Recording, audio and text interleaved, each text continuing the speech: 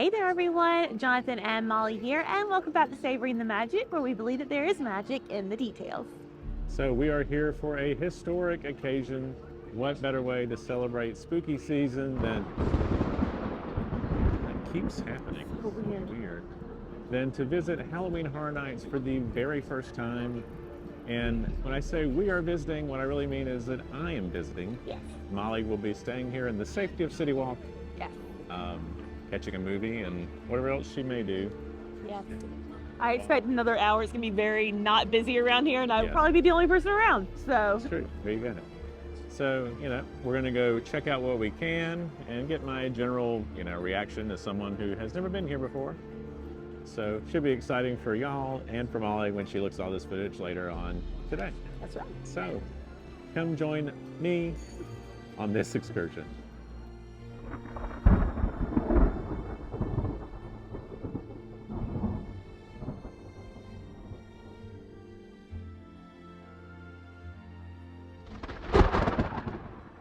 We're leaving Molly here in the safety of the Cinemark. That's right. Where I will go watch a non-scary movie in the middle of, or the end of October. That's right.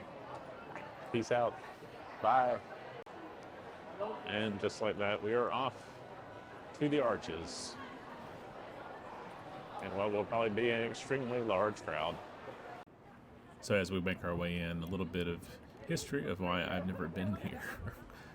Since I was a child, I've always had a very active imagination. So it took very little for me to get freaked out. And this is dating myself a little bit. But Michael Jackson's Thriller video absolutely terrified me as a child. So needless to say, horror movies were never really part of the conversation for me. I distinctly remember watching The Exorcist at a friend's house in high school and was traumatized, to say the least. And just like that, we are in.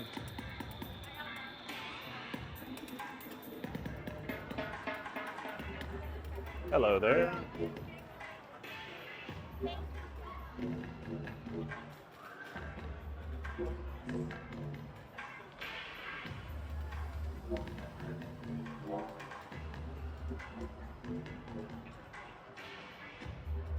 First couple of jump scares, I can already tell you Molly wouldn't have handled them very well. A little bit of history for the event. It started in 1991, originally as Fright Nights, which was a 3-night event. And then in 1992, it shifted to Halloween Horror Nights. And it has, since grown quite a bit over the years. That original event featured one haunted house, the Dungeon of Terror, which utilized the Jaws queue, and a number of original shows featuring things like Beetlejuice and Chainsaw Massacre and quite a few more actually in that initial year. And you had characters like The Fly, Phantom of the Opera, and Creature from the Black Lagoon that were kind of wandering the streets in lieu of specific scare zones. But in '92, the first icon was the Crypt Keeper from Tales from the Crypt, which I had major issues with as a child, but a very iconic character, to say the least. In 2002, the event moved to Universal's Islands of Adventure for 2 years, and then in 2004, it returned to Universal Studios Florida and then introduced a dual park format, which had it in both parks. And then in 2006, it returned back to the format that we know now, and it just continued to grow with new haunted houses, scare zones, and shows. I think we're going to check out Dueling Dragons, because why not?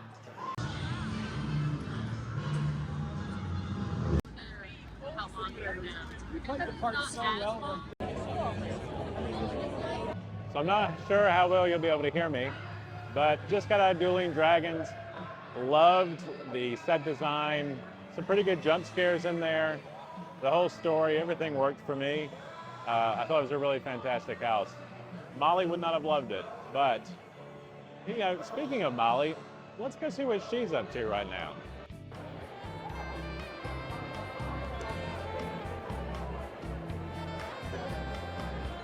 Great people watching.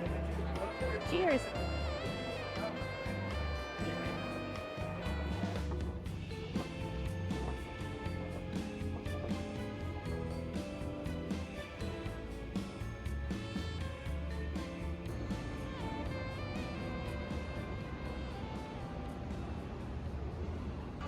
So as we make our way over to the Harry Potter section of the park, we're going to be passing through Vamp 69, Summer of Blood.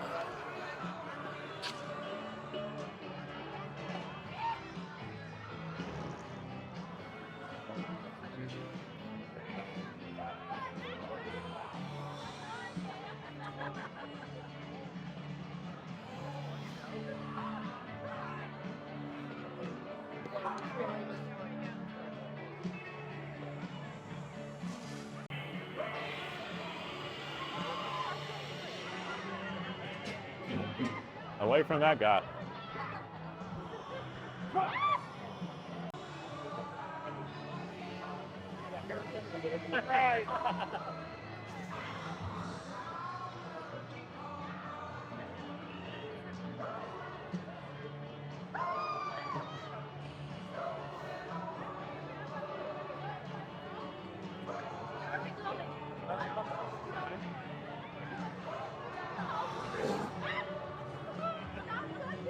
That one got me.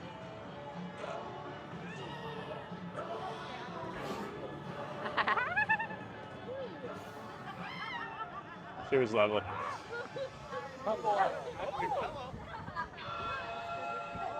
So obviously Halloween Horror Nights has been a very popular product here for quite some time. In the most recent years, Walking Dead, Stranger Things, you know, any sort of Blumhouse property has all been extremely popular. So much so that they are building a full-time horror attraction in Las Vegas. Nothing creepy about that.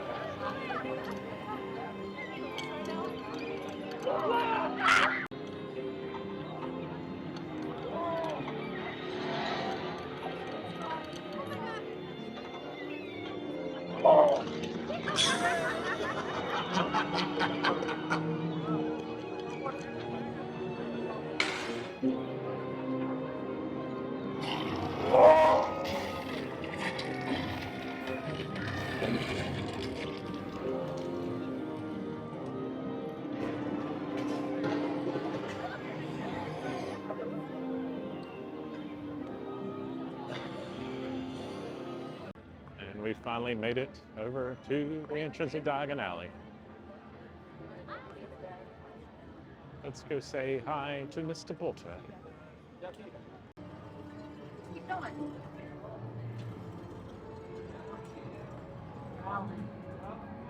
You've arrived. One of my absolutely favorite attraction areas ever constructed.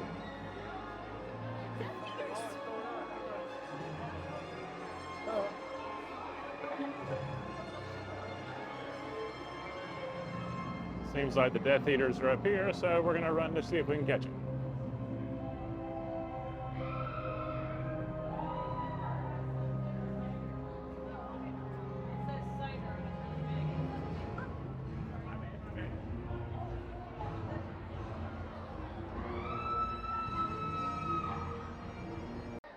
There's one right there.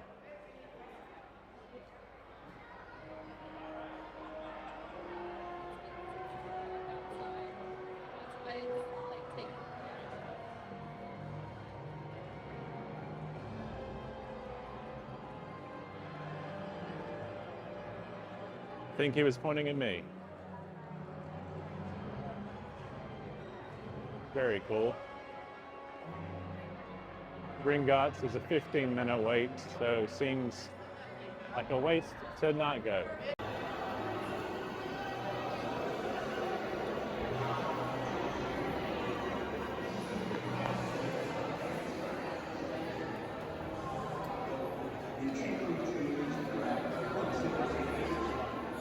And Gringotts never disappoints. Fantastic ride. Still holds up, really. The music, production, everything. Just a lot of fun.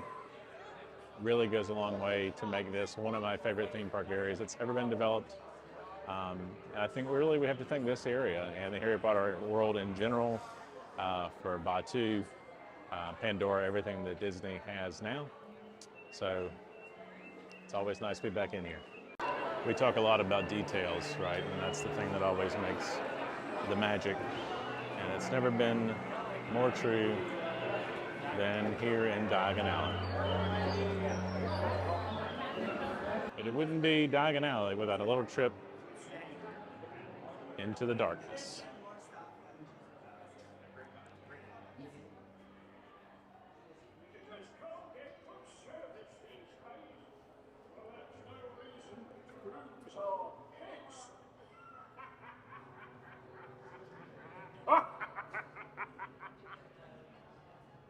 What's the word, fellas?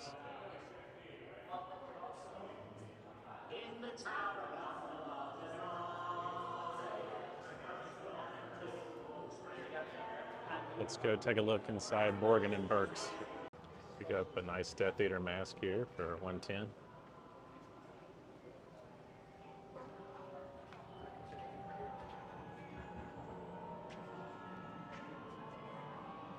Replica Bellatrix dagger, pretty cool. All sorts of dark jewelry here.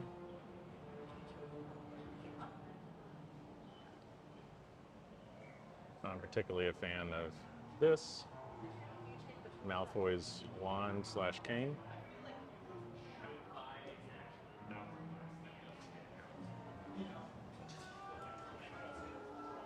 It's just fantastic theming in this store.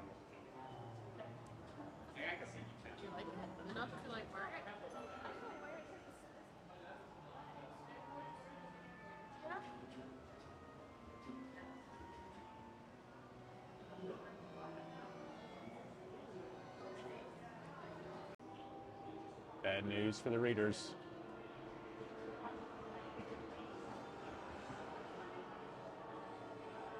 Illicit activities.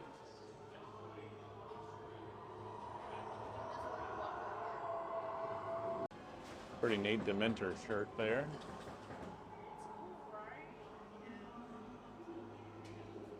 And even have a nice Death Eater mask that's sufficiently creepy.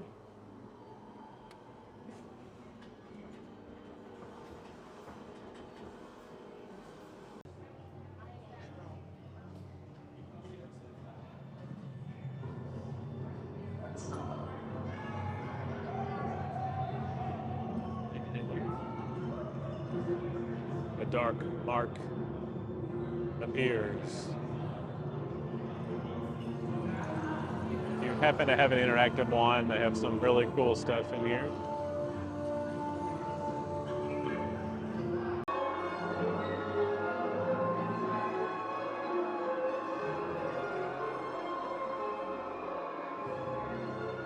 If you're coming to the Leaky Cauldron, this is a look at the menu.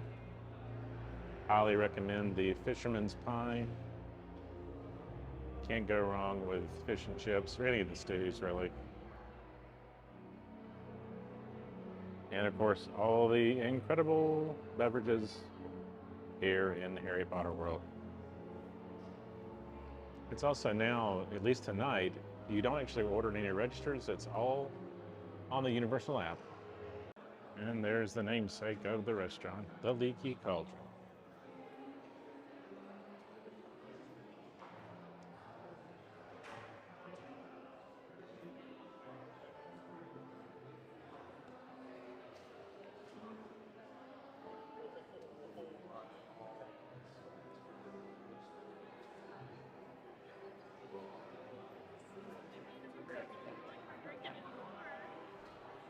All right, I have my gilly water procured.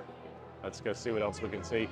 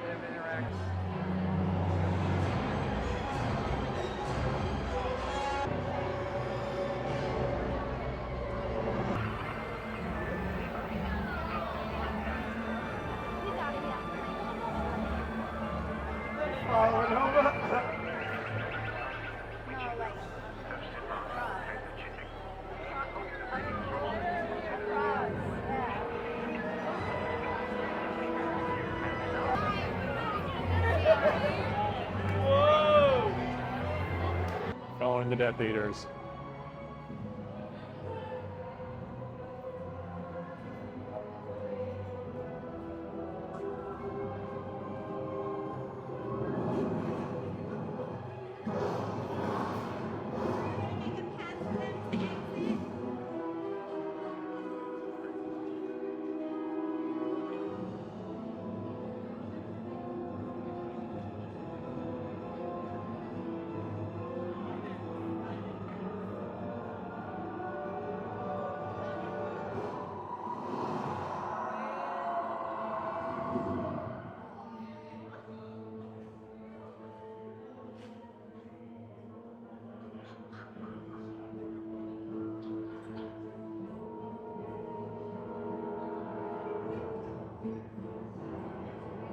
All right, so we have made our exit out of the Harry Potter area.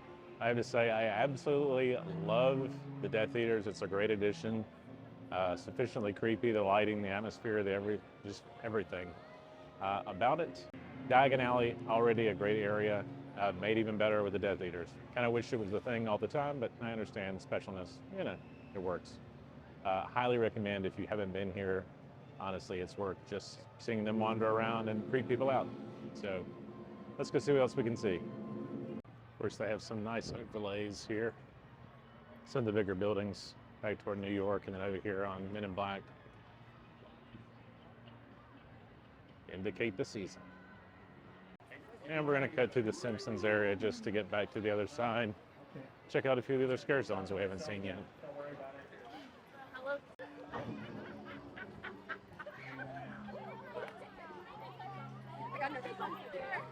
Sorry. No, not at all. Yeah. Like the other, I assume there are other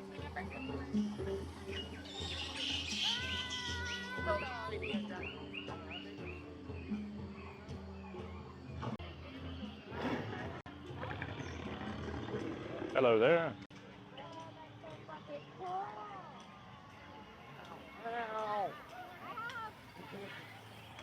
What do they do like?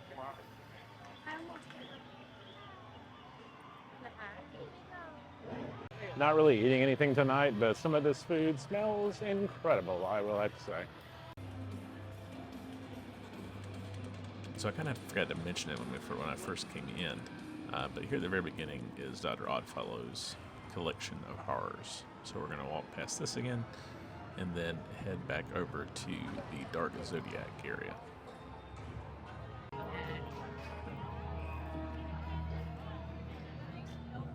They're literally like 11 o'clock.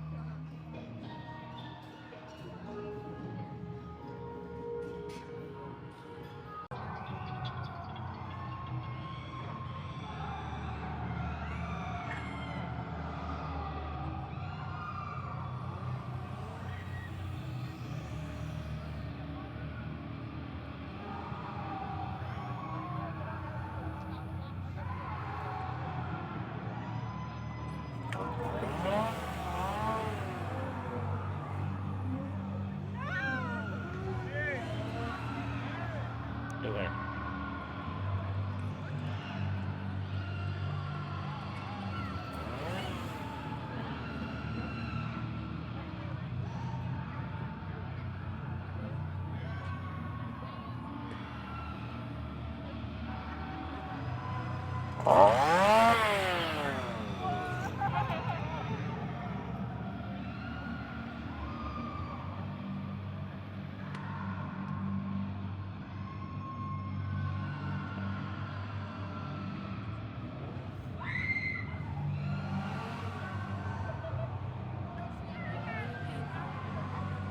Look, I literally said.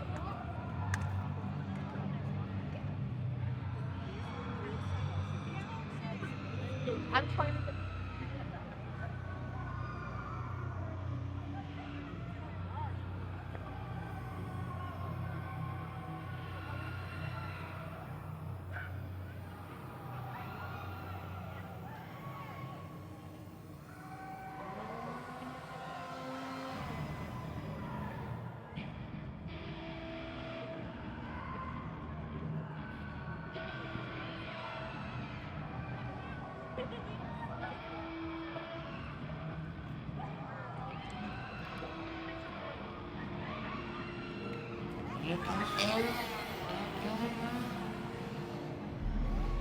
Some sufficiently creepy characters in the Zodiac scare zone there, but pretty great stuff actually.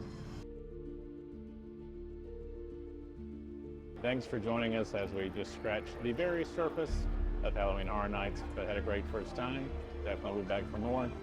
If you enjoyed the video, be sure to like, comment, subscribe. Really helps us out. But until next time, keep savoring the magic.